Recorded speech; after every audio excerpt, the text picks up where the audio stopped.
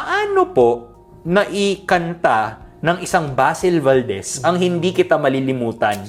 Saan ang galing yun? Kasi if you look into Bayan Umawit, hindi naman sa pagpopromote ng Bayan Umawit, ang nakasulat doon ay, I think, Onofre Pagsanghan and then class of 1A and then Manuling Friend. Ano yun? Bakit may klase? Okay. First year high school kami noon at hinikayat kami ni Mr. Pagsi, Mr. Onofre Pagsanghan, aming class moderator, na makilahok. Minungkahin niya yung Isaiah 49 verses 14 to 16. Sinulat niya sa Pisara in English at hinamon kaming isalin sa Tagalog. Pero dagdag sa hamon niya ay isalin namin in perfect rhythm and rhyme. Okay. So kung bibilangin natin ang mga syllables, no, hindi kita malilimutan. Bawat linya actually 9 syllables. At lahat ng linya ay nagtatapos sa AN. So nagtutugma silang lahat, no? May sukat at tugma talaga. May sukat at tugma, yun. At kaming lahat nakilahok, no? May nagsuggest, sir, nakaukit sa aking kamay. Sabi niya, mas maganda yung palad.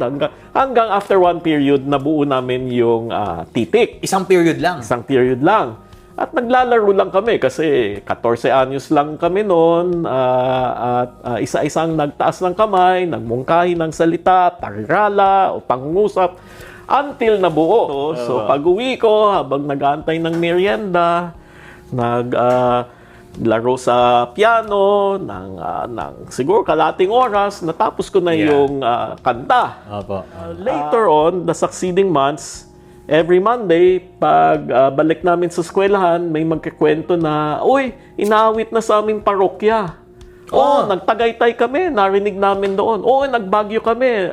Nadinig namin doon. Pero paano siya kumalat, Father? Ayun. So pag may narinig sa misa halimbawa sa Ateneo College Chapel po. College Chapel or High School Chapel, tapos yung ibang mga musikero doon, babaunin nila sa mga parokya nila o yung Marinol, Miriam ngayon, at yung mga Assumption, ihihiramin nila, ikakalat din nila, mga mother and kaibigan, maririnig nila, ikakalat nila sa mga kongregasyon nila. So, simply by, kumbaga, word of mouth, by widow. And that's how Basil heard of Hindi Kita Malilimutan. So that's where, full circle moment. Yes. Kasi narinig niya sa Cathedral ng Baguio, inawit yung Hindi Kita Malilimutan. 1984. So 5 years after we wrote the song.